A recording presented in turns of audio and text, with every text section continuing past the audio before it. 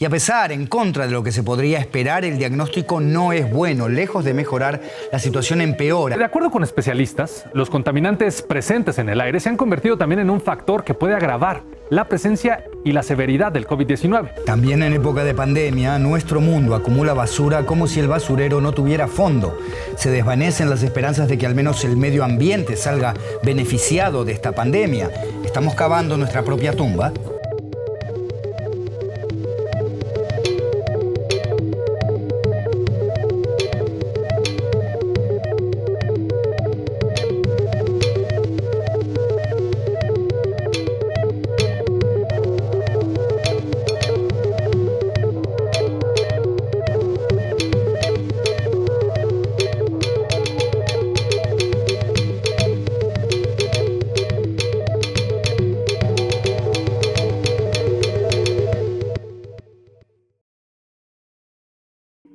Buen día, buena noche, bienvenidos todos quienes nos hacen el favor de acompañarnos en esta serie de reflexiones para TV UNAM, producida por La Maroma y que hemos intitulado Tras la pandemia, en lo que hemos visto como una convocatoria a un acto colectivo de voluntad para la reconstrucción, para el rescate y para la definición de nuevos horizontes y perspectivas.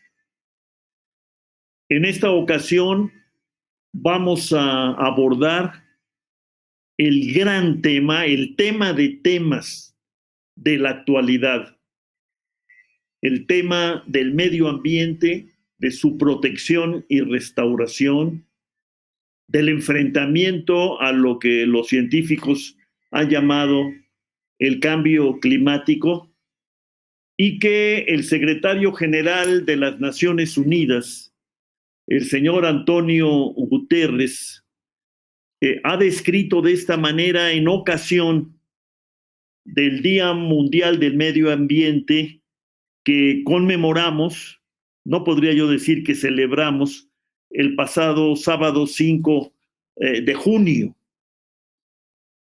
Guterres nos dice en su mensaje: el planeta está llegando rápidamente a extremos irreversibles. Estamos devastando los ecosistemas que sustentan nuestras sociedades. Corremos el riesgo de dejarnos sin los alimentos, el agua y los recursos que necesitamos para sobrevivir.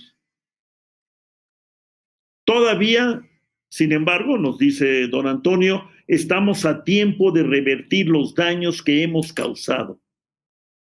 Por ello, en este Día Mundial del Medio Ambiente, damos comienzo al decenio de las Naciones Unidas sobre la restauración de los ecosistemas.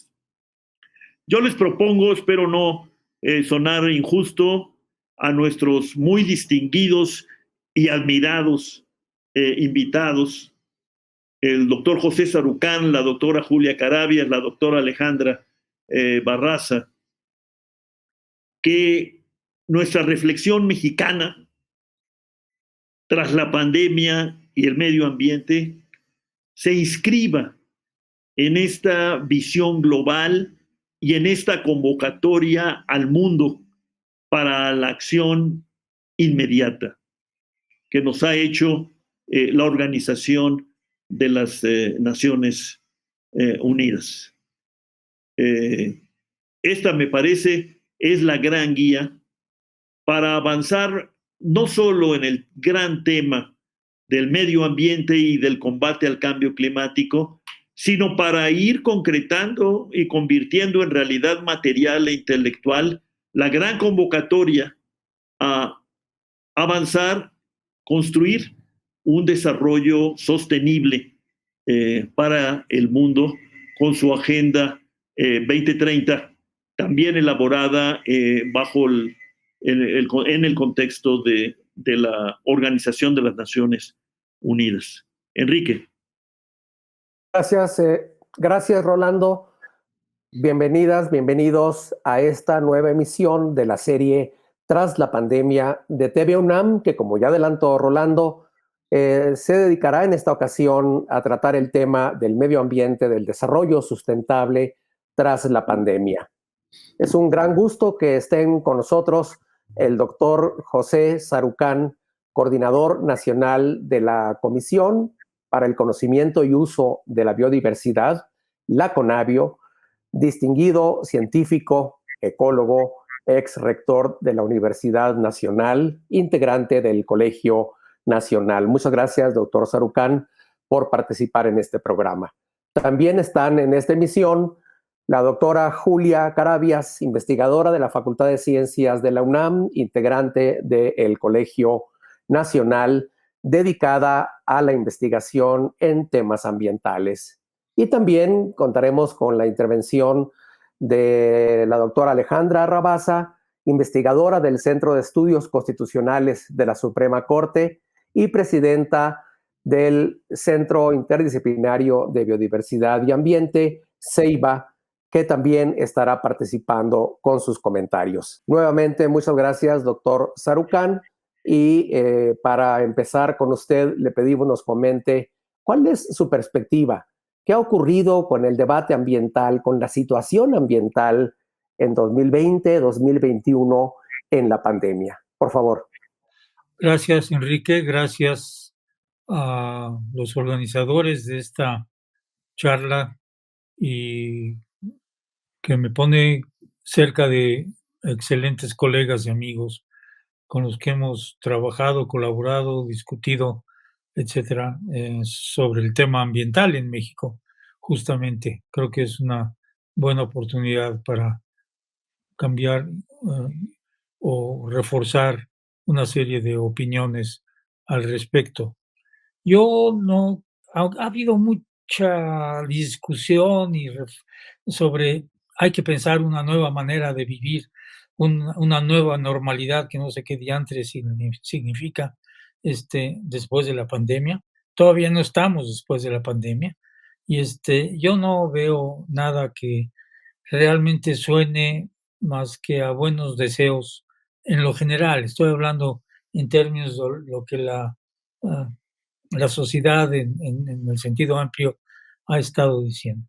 Pero realmente es un tiempo para valorar muy claramente cuál ha sido el comportamiento de nuestra especie, Homo sapiens, en el planeta, a lo largo, no nada más desde que está la pandemia, sino a lo largo de décadas, si es que no prácticamente un siglo y medio, en nuestra relación con el planeta del cual somos nosotros una especie más, producto de un proceso evolutivo.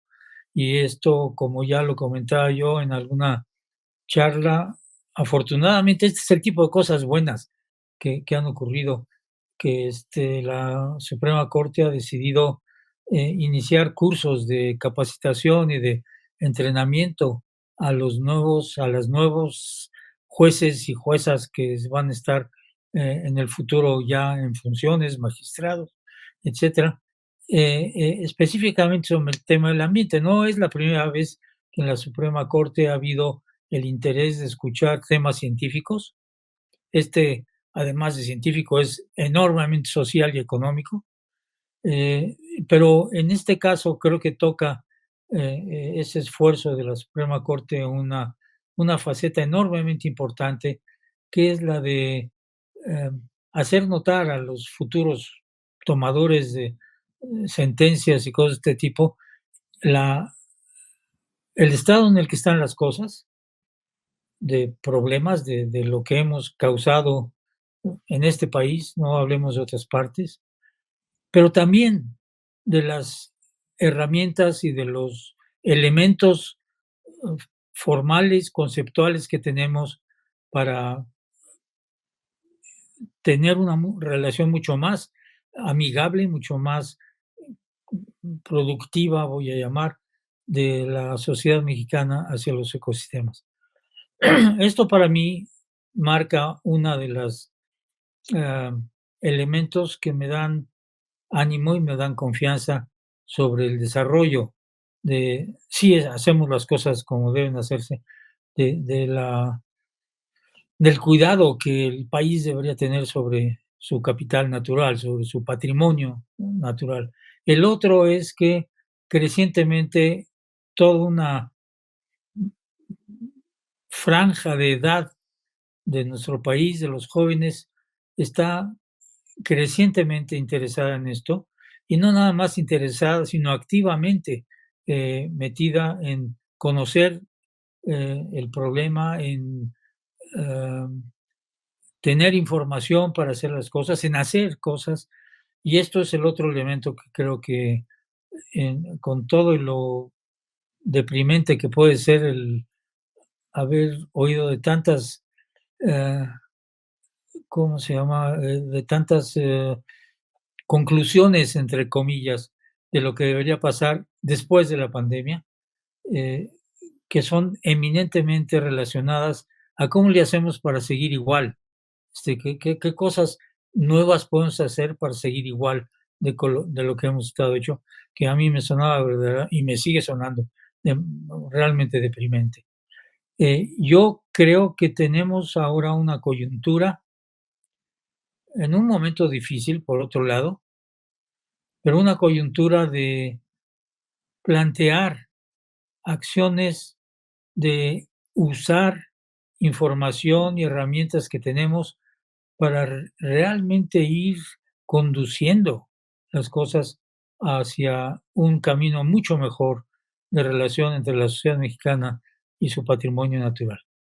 Y tiene que ser a fuerza, y aquí no veo ningún escape, basada en la mejor información factual, científica que tenemos sobre el país. Y en esta, afortunadamente, México creo que se encuentra relativamente bien equipado para tener esa información, pero además con la capacidad y el potencial de desarrollar nuevas visiones, nuevos datos, nuevas metodologías para hacer las cosas de mucha mejor manera en esta década de la restauración de los ecosistemas, que yo realmente felicito a- al doctor Gutiérrez por su visión en este sentido, y no dejarla solamente en el ámbito de la cuestión del cambio climático, el calentamiento global, que sin duda es muy importante, pero es una cosa que no vamos a poder arreglar si por otro lado no tenemos una mejor relación y un mejor cuidado con el patrimonio natural del que somos parte, nosotros como especie, del que dependemos totalmente para nuestro bienestar y que realmente debería ser el elemento, no el único, pero el elemento en el que podemos centrarnos de manera más fructífera porque tenemos más elementos para poder avanzar. Yo lo dejaría ahí, Enrique, para dar tiempo a las otras intervenciones. Muchas gracias, doctor Sarucán. Y vamos con Julia. Julia, ¿cuál es tu perspectiva en este periodo que, en efecto, lo dice muy bien el doctor Sarucán, todavía estamos en la pandemia, en relación a medio ambiente? ¿Qué hechos han sido los más destacados? ¿Ha habido cambios apreciables en la perspectiva global y nacional? Y sobre todo, ¿cómo se ha expresado esta sacudida sobre vernos como especie ante un proceso como la pandemia y qué implicaciones tendría para la apreciación del medio ambiente? Adelante, por favor, Julia.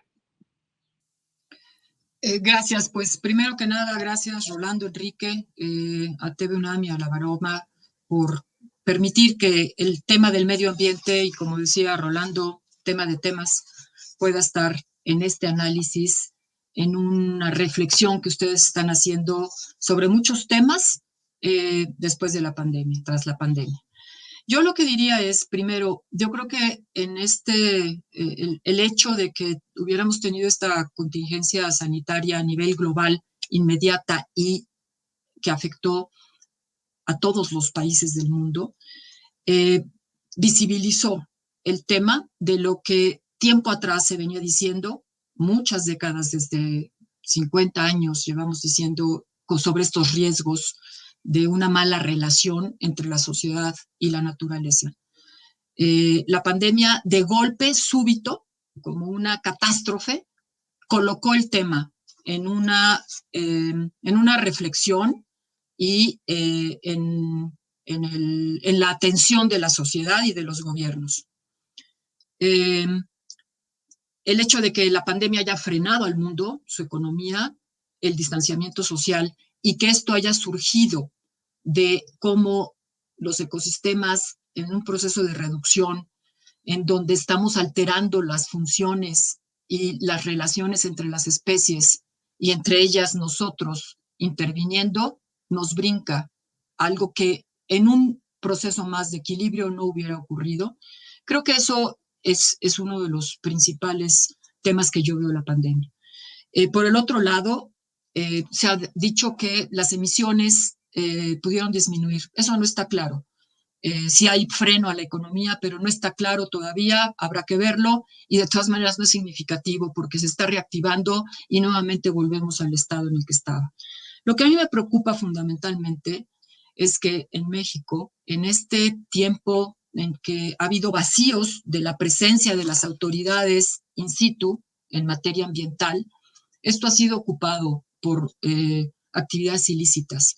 Se ha incrementado la ilegalidad, incluso ha habido ocupación del crimen organizado en muchos sitios. Tenemos además un debilitamiento de la aplicación de la ley en materia ambiental.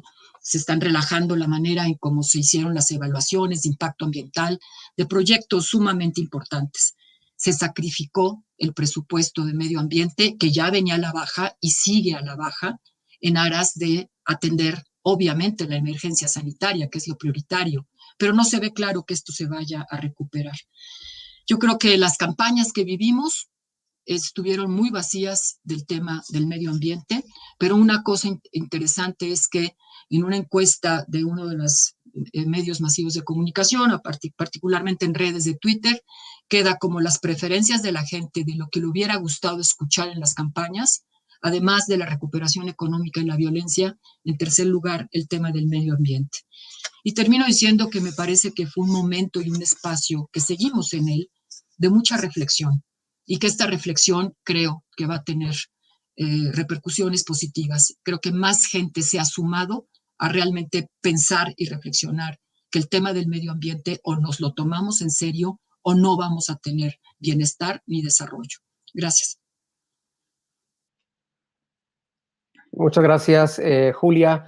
Y uno de los temas que señalas como destacados en la pandemia, lo mencionaste, tiene que ver con la aplicación de la ley, la aplicación de los instrumentos. Este es uno de los temas que trabaja Alejandra Rabasa. ¿Cuál es tu perspectiva, Alejandra? ¿Tú qué destacarías en la apreciación del medio ambiente en este periodo de pandemia?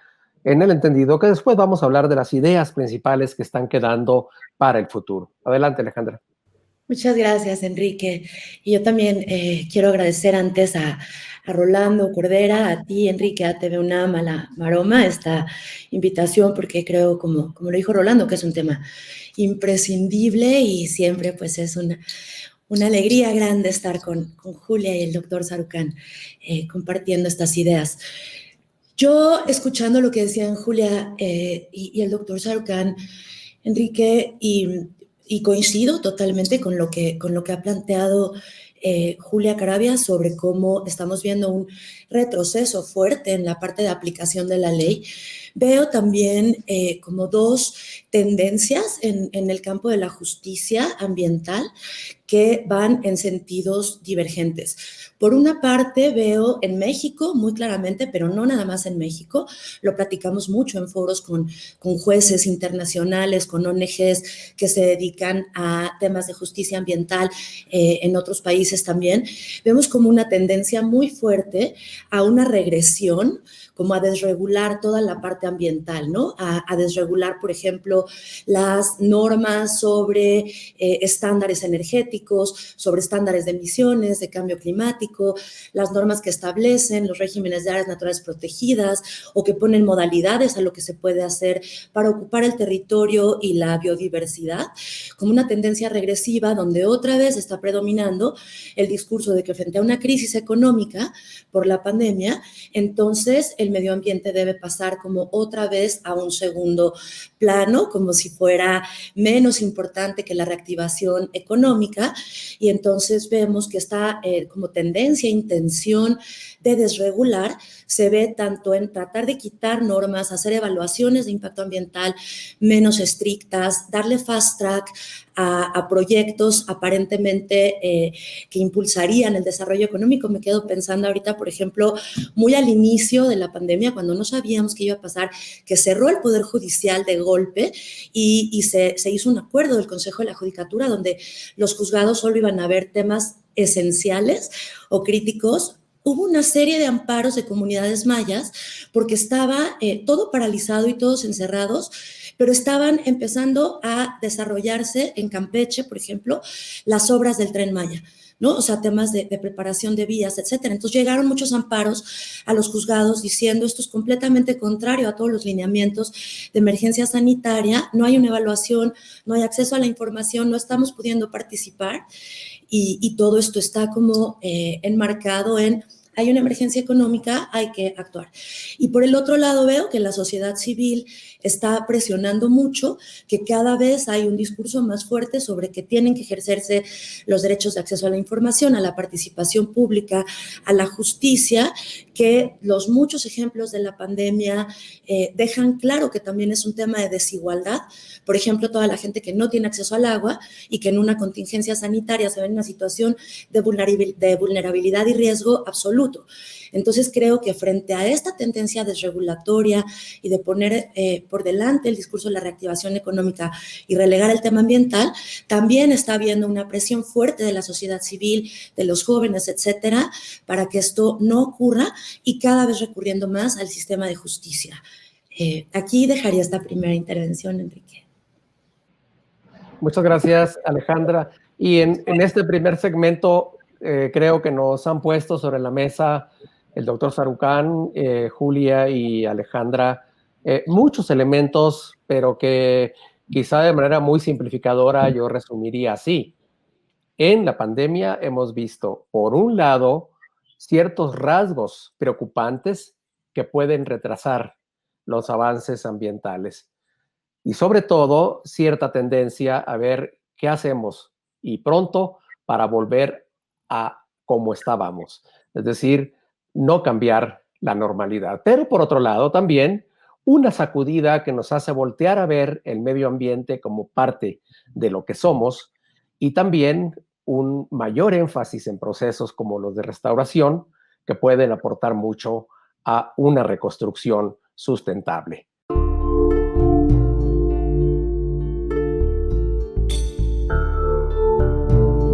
La crisis climática empezó cuando dejamos que las compañías extractivistas vinieran a México, cuando dejamos que nuestros ríos y nuestras lagunas se contaminaran.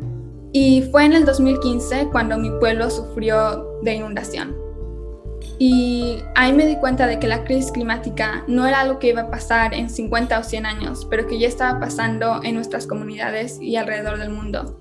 A veces somos demasiados los jóvenes y estamos muy emocionados que queremos hacer un cambio, entonces todos se unen, al principio es así y después conforme va pasando el tiempo deja de haber continuidad, ¿no? También porque es un trabajo, pues es un esfuerzo por el cual no recibimos remuneración y varios jóvenes estudian, también trabajan, se están preparando para sus vidas profesionales, entonces como que este tipo de proyectos, este tipo de iniciativas pueden ser muy demandantes en términos de tiempos y recursos también intelectuales, ¿no? Recursos humanos, pero por fortuna somos juventudes que sabemos que hay mucho en juego aquí, entonces todos tenemos como esta pasión, ¿no? Esta vocación, este fuego adentro de nosotros que es enojo a la vez que amor y pasión por el medio ambiente. Y creo que eso es lo que nos ha impulsado muchísimo, a pesar de que a veces puede llegar a ser muy cansado, ¿no? Desalentador. También puede ser muy desesperanzador ver, el contexto político nacional e internacional, que a veces los tomadores de decisiones no están a la altura para resolver esos retos. Entonces nosotros vemos, ¿no?, lo que está pasando a nivel política y decimos, pero aquí estamos los jóvenes que tenemos muchísima información, muchísima capacidad para ayudar, pero simplemente muchas veces nuestra voz no es escuchada, ¿no?, porque no pertenecemos a esos puestos políticos importantes.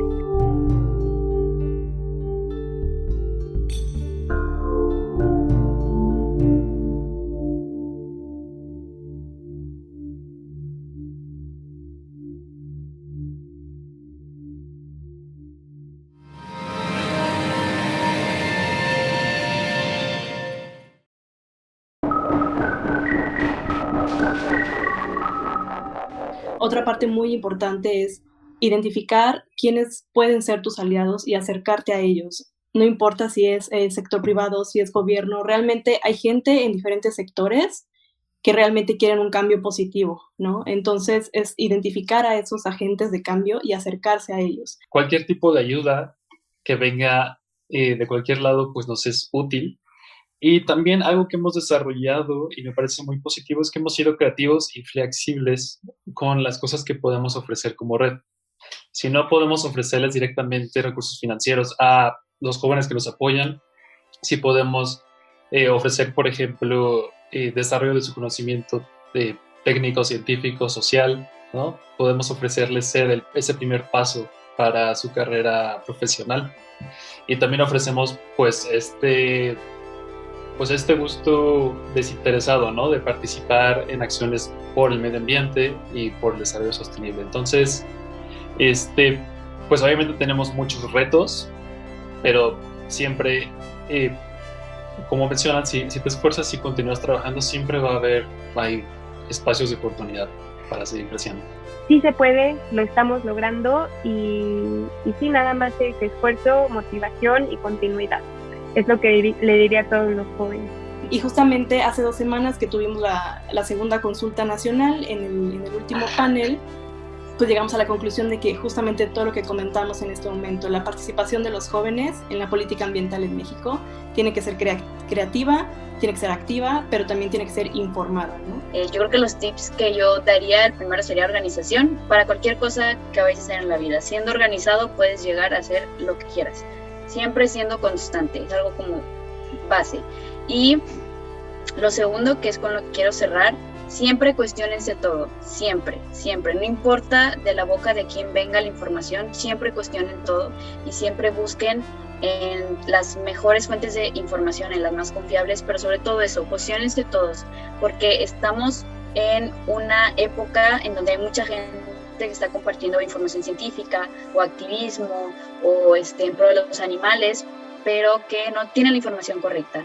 Entonces, siempre cuestionense todo.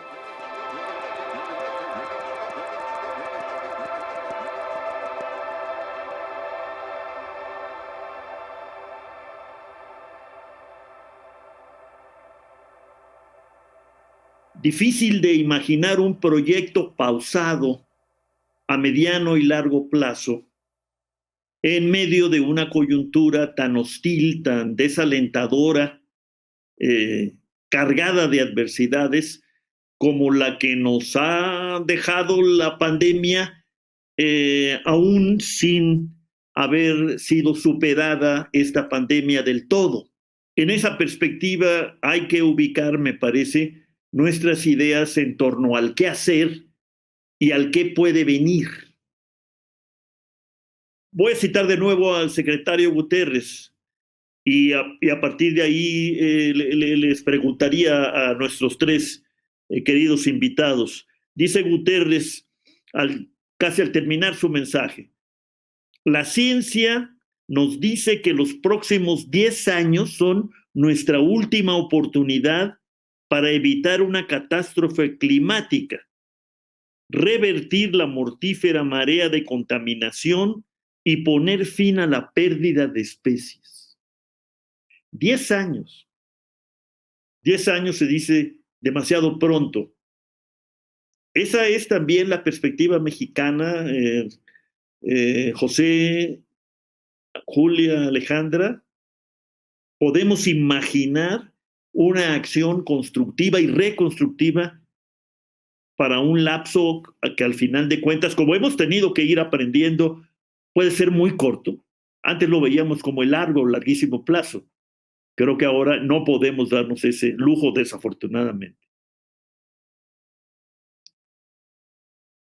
Alejandra, ¿qué piensas de estos plazos que parecen fatalidades?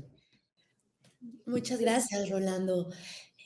Pienso que, bueno, hace poco tuve la oportunidad también de escuchar a Julia Carabias hablar de este nuevo estudio de hacer las paces con la naturaleza, donde parece que hay bastante consenso en que esos plazos, fatalidades, son una realidad, que tenemos una ventana bastante corta para intentar revertir de alguna forma el cambio global en los sistemas del funcionamiento de la Tierra. Pienso que lo que han dicho Julia Carabias y el doctor Sarucán sobre cómo la pandemia lo que viene a hacer es a poner luz sobre algo que ya sabíamos hace mucho tiempo, que es que la relación entre la sociedad y la naturaleza no podía seguir por el mismo camino definitivamente.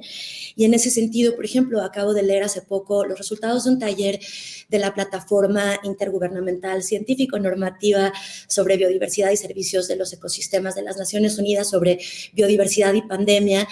Pues lo que dice este estudio es las causas de las pandemias no pueden despegarse de las causas del cambio global, de la deforestación, de la pérdida de especies, del tráfico ilegal de especies, de la contaminación del suelo, de la atmósfera, del agua, etcétera. Entonces, en ese sentido, creo que también las respuestas, por lo menos desde donde a mí me toca ver, desde el sistema de justicia, estaban ahí desde hace mucho tiempo, pero se vuelven muchísimo más urgentes ahora.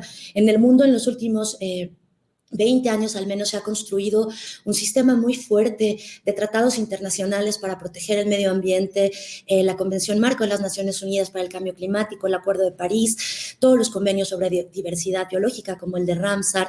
Ahora lo que falta es que se cumplan y que se apliquen. Y creo que ahí los sistemas de justicia tienen un papel muy, muy importante. Por ejemplo, en México la Suprema Corte de Justicia ha dejado muy claro que los derechos humanos no pueden ejercerse de ninguna forma separados de la calidad del medio ambiente.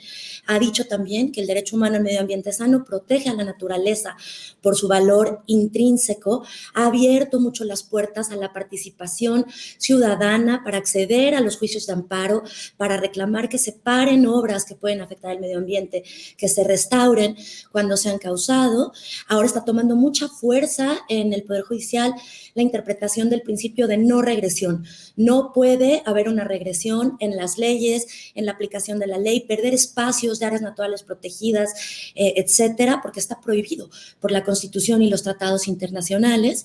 Otro principio de ideas a futuro que creo que es importantísimo aterrizar y que la jurisprudencia en el mundo y en México está enfatizando mucho es el principio precautorio, que no pueden tomarse decisiones sobre cosas que puedan afectar el medio ambiente, llevar a una mayor pérdida de biodiversidad si no se cuenta, como decía el doctor Sarucán, con la mejor información científica disponible, por ejemplo, en este caso, la que produce la CONABIO, y sobre todo creo que es imprescindible en este momento que se consolide en México la instrumentación del Acuerdo de Escazú sobre participación pública, acceso a la información y acceso a la justicia en asuntos ambientales.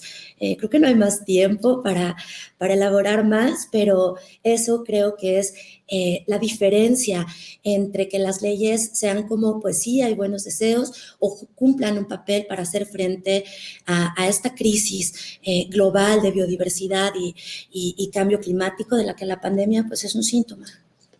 Gracias, Rolando.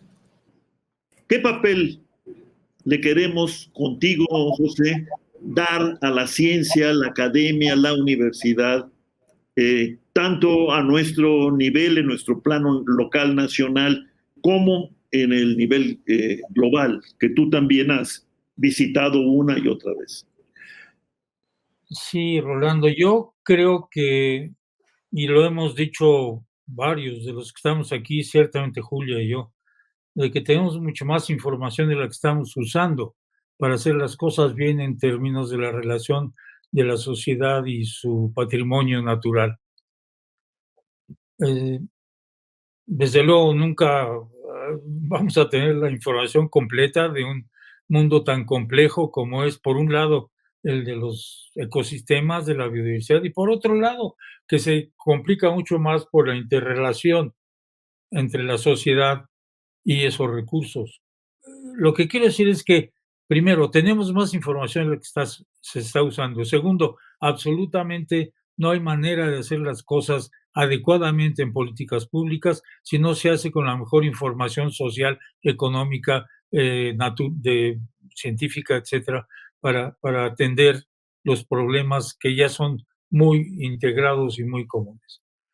En ese sentido, yo creo que lo que tenemos que hacer, usando un poco la intervención de Ale Rabasa, es que tenemos que cumplir compromisos internacionales que el país ha adquirido y que no se están cumpliendo. Compromisos internacionales en el área ambiental, como por ejemplo es llegar a 0 deforestación al 2030. Como vamos, no lo vamos a hacer. A una serie de acciones de este tipo en los que ya tenemos herramientas. Ningún país comparable a México en términos de su desarrollo y de su diversidad cuenta con un instrumento para realmente resolver los conflictos entre la expansión agrícola y la conservación de los ecosistemas. Ya lo tenemos. Hay que aplicarlo, hay que hacerlo ver que funciona y que la gente puede entonces sentir por lo menos un grado de avance en esta dirección. Cada una de estas representa algo que es muy importante y que no se toma en cuenta cuando se habla de adoptar las nuevas tecnologías que no producen gases de efecto invernadero, porque todo el mundo piensa en estos enormes espacios cubiertos de celdas fotovoltaicas. Eso puede servir para ciertas cosas, pero lo que es más importante es hacerlo domésticamente. Y estas cosas ya están al alcance, no se requieren de enormes inversiones, y es un área en la cual yo creo que los gobiernos de este país y de muchas otras partes, que algunos lo están haciendo, deberían estimular, subsidiar, informar a todos los habitantes para tomarlos. Yo tengo instalados ambos y mi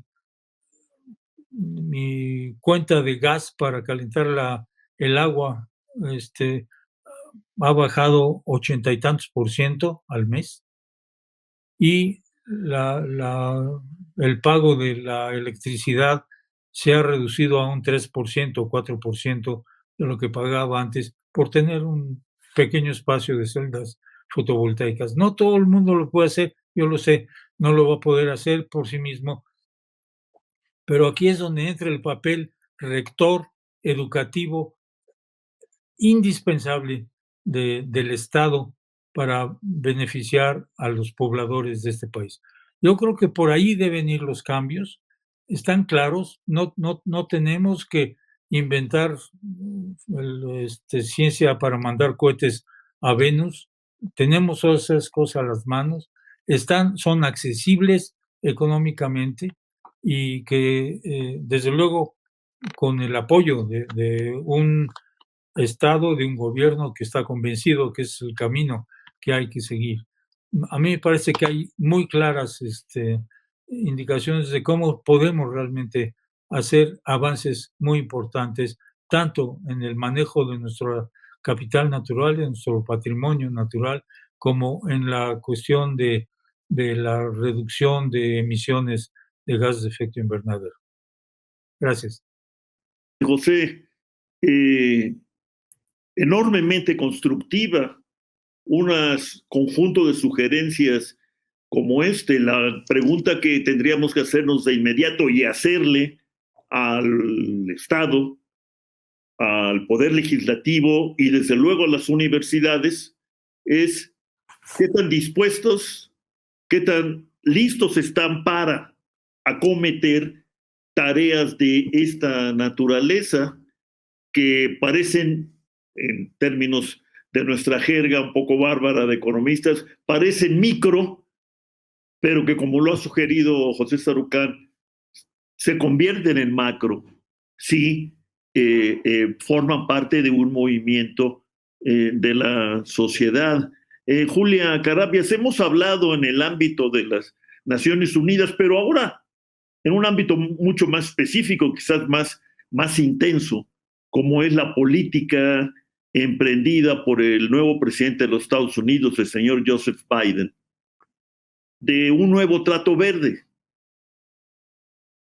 Esa sería, digamos, la perspectiva de estrategia y de operación para nosotros también, y para encarar esta década de reto, pues, como dicen también los estadounidenses, de reto existencial. ¿Tiene sentido esta, digamos, importación de la fórmula del nuevo trato verde que combina un poco simbólicamente el recuerdo del nuevo trato encabezado por el presidente Roosevelt frente a la Gran Depresión de los años 30 y la exigencia actual, también formulada en las Naciones Unidas, del cuidado del ambiente, del desarrollo sostenible? Duda, a mí me parece que el planteamiento que ha hecho el presidente Biden en la reestructuración de una economía y particularmente la incorporación de todos estos sectores que apuntan hacia una producción energética mucho más limpia, con las energías renovables, con la movilidad, el uso del transporte mucho más limpio, es una gran alternativa que va a activar a las economías, que va a generar empleos y que va obviamente a repercutir en los mercados globales y, por supuesto, en el caso mexicano. Creo de todas maneras que no es una cuestión simplemente de importar esta propuesta, sino de nacionalizarla, como tú nos has enseñado siempre, Rolando. Y en el sentido siguiente, yo pienso que de la pandemia han surgido ideas clave que ahora tenemos que operacionalizarlas. Hemos entendido, como ya se dijo, la degradación de la naturaleza no va a permitir el bienestar y va a generar más pobreza. Entonces, por ahí tenemos que evitar esa degradación. Y para evitar esa degradación tenemos que entrar al terreno de la conservación de lo que tenemos. Tenemos ecosistemas naturales y una biodiversidad como ni siquiera la tiene Estados Unidos, como muy pocos países en el mundo, con China compartimos. Y ahí debe de estar basadas nuestras oportunidades. Tenemos que evitar interferir estos ecosistemas en donde no está la intervención humana todavía. Pero donde está intervenida estos ecosistemas y están degradados, tenemos que recuperarlos con un proceso de restauración que es muy complejo y que no son nada más recetas o técnicas ya de manual. Es una cuestión de hacerse las preguntas correctas para saber a dónde se quiere ir. En ese sentido, tenemos que lograr una reconversión productiva en el campo mexicano. Tenemos mucha tierra degradada y seguimos utilizando más y más tierra para la producción de alimentos.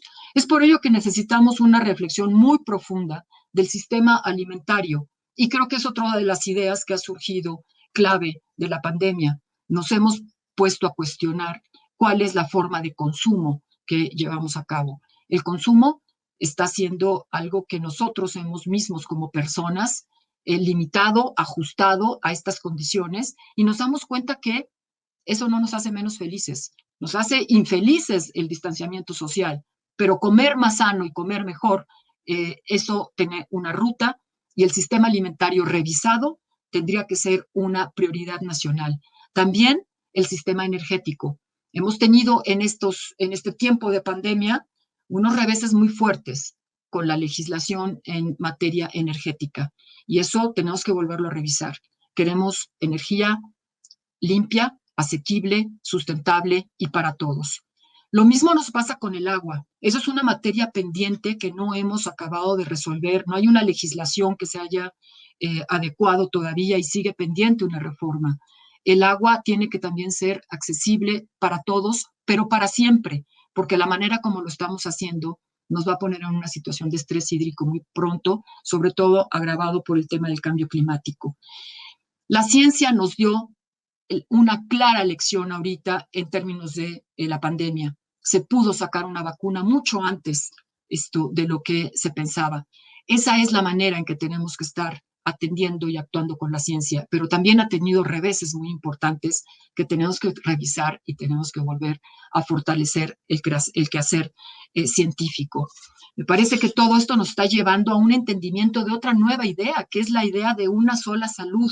Tenemos que integrar la parte de la salud humana, la parte de la salud de los ecosistemas, la parte de la salud de la fauna, porque de lo contrario, lo hemos visto claramente con la pandemia, no vamos a resolver nunca la salud tampoco humana. Me parece que lo que tenemos que lograr es acercarnos a un modelo de desarrollo distinto, como lo has tú dicho, insistido, Rolando, y diriges un grupo, el nuevo curso de desarrollo sustentable, en donde una reforma fiscal que incorpore los temas verdes, los estímulos económicos conectados correctamente en los sitios, quitando subsidios en donde son aspectos de degradación. Tenemos que repensar las ciudades con la infraestructura verde, la movilidad, los carros eléctricos que van caminándose allá.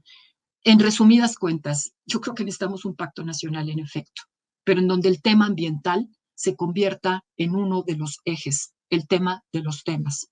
Y creo que es una oportunidad en la Cámara de Diputados de poder tener ahora, en los siguientes 3 años, una reflexión muy profunda sobre cuál es el nuevo curso de desarrollo de nuestro país.